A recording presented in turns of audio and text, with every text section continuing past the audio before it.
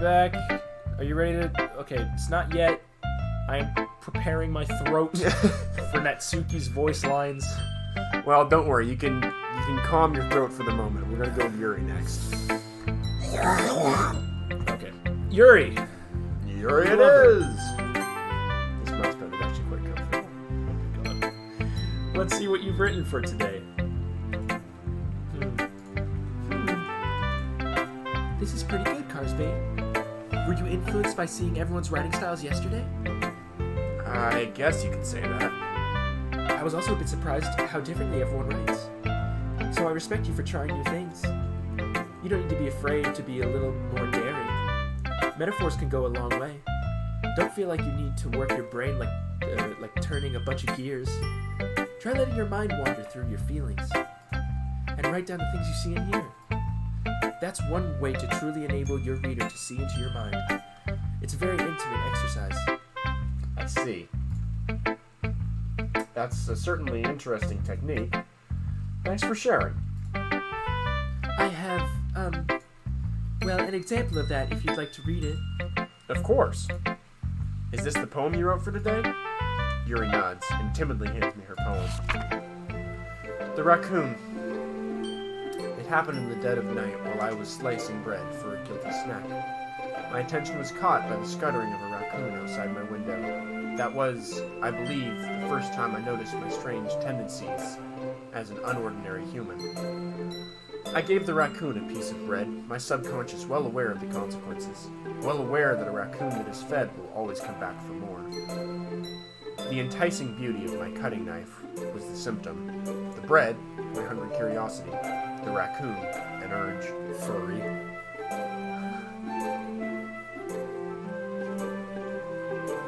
Can you read that? I'm just trying to decipher that one. Increments. Oh, the moon increments its place and reflects that word much more light off my cutting knife. I hate reading her poems because I am bad at reading this kind of lettering. Or like cursive, is it the R that threw you off? Yeah, well, no, I knew there was R, but like for some reason I just couldn't visualize the whole word in my head. The very same light that glistens in the eyes of my raccoon friend. I slice the bread, fresh and soft. The raccoon becomes excited, or perhaps I'm merely projecting my emotions onto the newly satisfied animal. The raccoon has taken to following me. You could say that we've gotten quite used to each other. The raccoon becomes hungry more and more frequently, so my bread is always handy. Every time I brandish my cutting knife, the raccoon shows me its excitement. As a rush of blood. Classic Pavlovian conditioning. I slice the bread, and I feed myself again. I was a little more daring with this one than yesterday's. I can see that. It's a lot more metaphorical. I don't know if it's my fault, but I can't begin to imagine what this poem is about. That's right. It's a bit closer to my preferred writing style, using the poem as a canvas to express vivid imagery and conveying emotions through them. Yeah, if I take it at face value, then I can't even figure out what it's supposed to mean. Well, I think it's something that different people can relate to in their own way. I wanted to express the way it makes me feel... I wanted to express the way it feels for me to indulge in my more unusual hobbies, like feeding raccoons in the dead of night. It's the sort of things I'm usually forced to keep to myself. So I sometimes enjoy writing about them. Why do you keep them to yourself? Because they're embarrassing. And people would make fun of me. Don't you have anything like that, Carsbane? Well, yeah, I guess I do. I feel like everyone has a little something like that. The best we can do is respect each other and our individualities, even if it's difficult sometimes and some things make us uncomfortable. After all, if I hadn't learned to embrace my own weirdness, I would probably hate myself. That's actually kind of true. I might be ranting a little bit now, but I'm glad that you're a good listener. Oh boy. Prepare your throat. Alright. This is why they call that man the throat goat.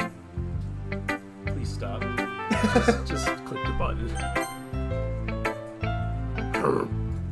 Well, it's not really any worse than your last one, but I can't really say it's any better either. Phew. Huh? Few what? Well, anything that isn't a train wreck I'll take as a win. And I get the feeling you're probably the most critical. Hey, what makes you... Wait, maybe that was a compliment. Aha! Glad to see someone recognizes my experience. Well then, keep practicing and maybe you'll be as good as me someday. That's, something tells me Natsuki completely missed the point. Come to think of it, this reminds me of Sayori's poem from yesterday. Yeah, you think so? Yeah, well I guess you've been friends with her for so long, you might be on the same wavelength. You never really struck me as her type. Sayori has a type all of a sudden? Everyone's got a type, I think. Probably. Well, I don't know, but honestly, how could someone so, fluffy spend so much time with someone like you? Hey, what's that supposed to mean? Like she's dragging around a dead weight. Rude! Bruh. That was a little unnecessary. Well, get over it. But think of it this way. If it weren't for me, she would probably just fly away like letting go of a balloon. You could say we take care of each other in our own way. Great save. Whatever it is, I don't get it. Oh, yeah, I guess I'm supposed to show you my poem. Here. Amy likes spiders. You know what I heard about Amy? She likes spiders. Icky, wriggly, hairy, ugly spiders. That's why I'm not friends with her. Amy has a cute singing voice. I heard her singing my favorite love song. Each time she sang the chorus, my heart would pound to the rhythm of the word. But she likes spiders. That's why I'm not friends with her. One time I hurt my leg really bad. Amy helped me up and took me to the nurse. I tried not to let her touch me. She likes spiders, so her hands are probably gross. That's why I'm not friends with her. Amy has a lot of friends. I always see her talking to people. She probably talks about spiders. What if her friends start to like spiders too? That's why I'm not friends with her. Doesn't matter if she has other hobbies. Doesn't matter if she keeps it private. It doesn't matter if it doesn't hurt anyone. It's gross. She's gross. The world is better off without spider lovers. And I'm gonna tell everyone. Alright, so Natsuki's a secret racist. Not too bad, right? That's quite a bit longer than yesterday's. Yesterday's was way too short. I was just warming up. I hope you didn't think that was the best I could do. No, of course not. Anyway, the message is pretty straightforward in this poem. I don't have to explain it. And spiders are gross. Sometimes you can explain complicated issues with simpler analogies. It helps people realize how stupid they're being. Like anyone would agree, the subject of this poem is an ignorant jerk. Oh, okay. Uh-huh. I mean, I agree with that. Okay, that's fair. You don't like spiders, do you? What? That's not what I'm saying. She's saying the subject of the poem is the person who's speaking the poem is an ignorant jerk. Not caring about somebody's hobbies, not caring about anything about them, focusing on one facet of their life. Yeah, but I think that she's saying the subject is Amy. No. Huh. Anyways, go on. Do you know people like that? Of course, it's about how everyone thinks mine. That doesn't matter. It can't be about anything. I wrote it to be easy to relate to. Everyone has some kind of weird hobby or guilty pleasure. Okay, maybe you were right. Something you're afraid for people to find out. They make fun of you, think less of you. But that just makes people stupid. Who cares what someone else likes as long as they're hurting anyone and makes them happy? I think people need to learn to respect others for liking weird things. I'm probably got to change this voice. Good fucking lord. You know what? I'm really starting to like what she's saying. Yeah. Huh. That's funny. You read about something similar today. Huh? Did you say Yuri? I fucking hate Yuri! Yeah? She said her poem was about an unusual hobby of hers. She didn't really get it, or I didn't really get it, but she said something similar to you. That people shouldn't make each other feel insecure about those things. Really? Well, I mean, Yuri's pretty weird, so I would doubt she has some weird hobbies. Not that there's anything wrong with that, like I just said. Ooh. It's not like I would judge her or anything. Natsuki has trouble finding words. Aw, she feels bad. I guess I should try not to be so mean to her. If she feels that she cares about her weird behaviors and stuff. I mean, I always hate people who make me feel insecure. And Yuri made me feel insecure yesterday. But the way you put it, it sounds like she's learned her lesson. Well, I would say so. Even if her writing style is really different, I'm sure she'll appreciate the message in your poem. It's what I do best, after all. I don't like writing unless there's a good message to take away from it.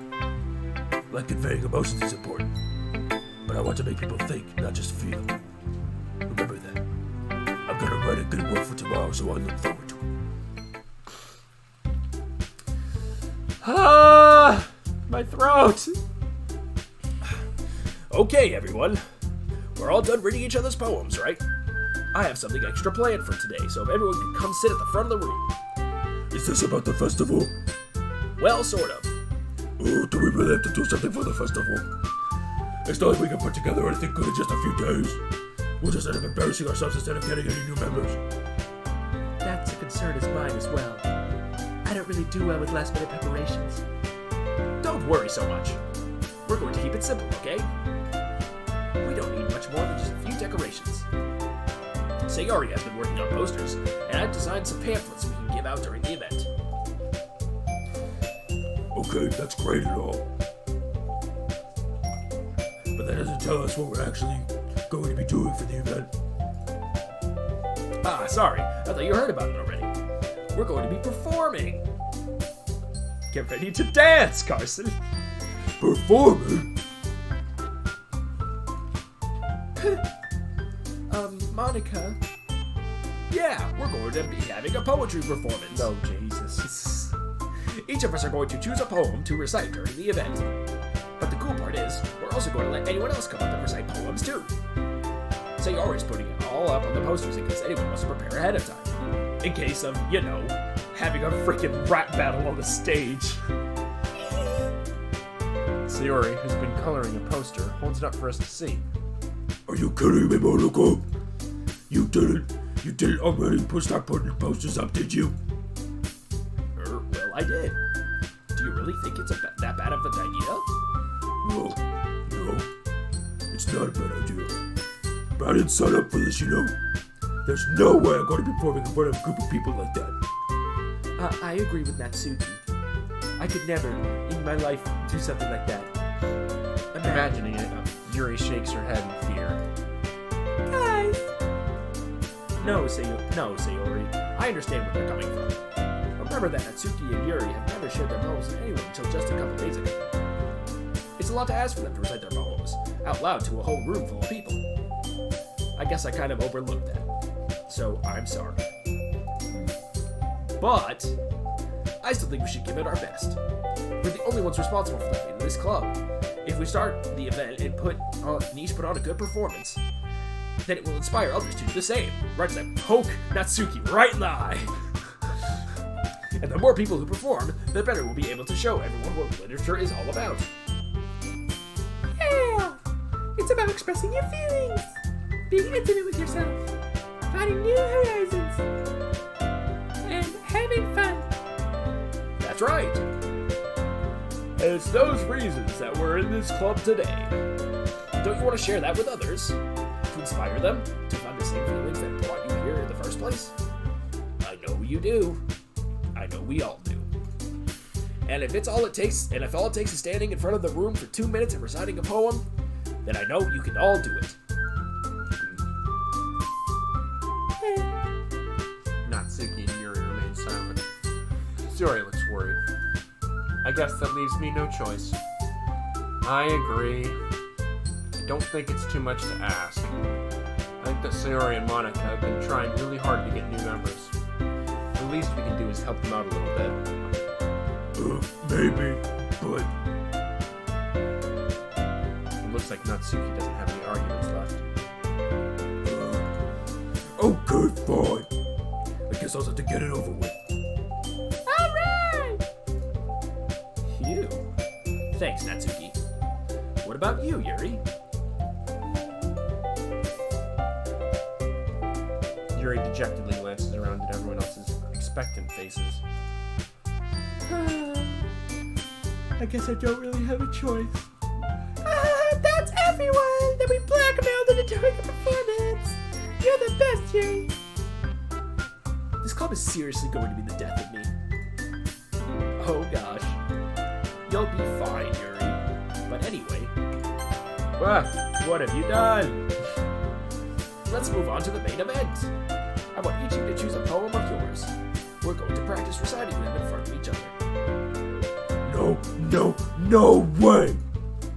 Monica, this is too sudden. Well, if you can't recite your poem in front of the club, how do you expect to do it in front of strangers?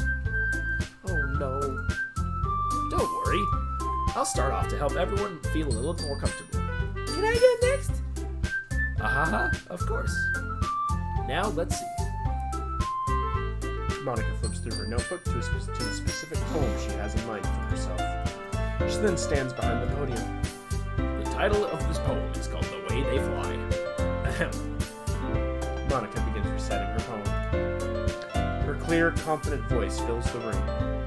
More than that, her inflection is pristine.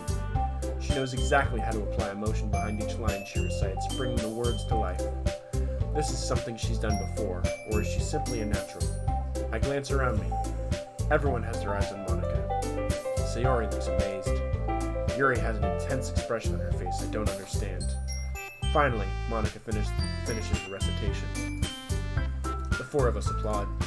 Monica takes a long breath and smiles. That was so good, Monica! Thank you very much. I was just hoping to set a good example. Are you ready to go next, Sayori? I'll go next. Ooh, wow!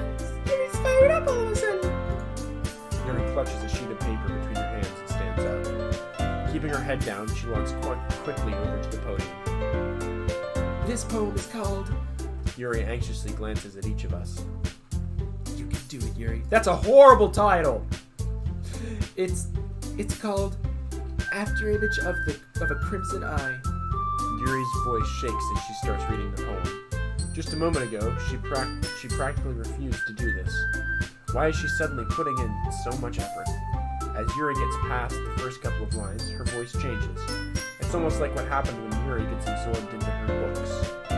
Her quivering words transform into the sharp symbols of a fierce and confident woman. The poem is full of twists and turns in its structure, and she enunciates with perfect timing. This must be a rare glimpse into the whirling fire Yuri keeps concealed inside her head. Suddenly, she's finished. Everyone is stunned. Yuri snaps back into reality and glances around her as if she'd bewildered even herself. Oh, there goes gravity.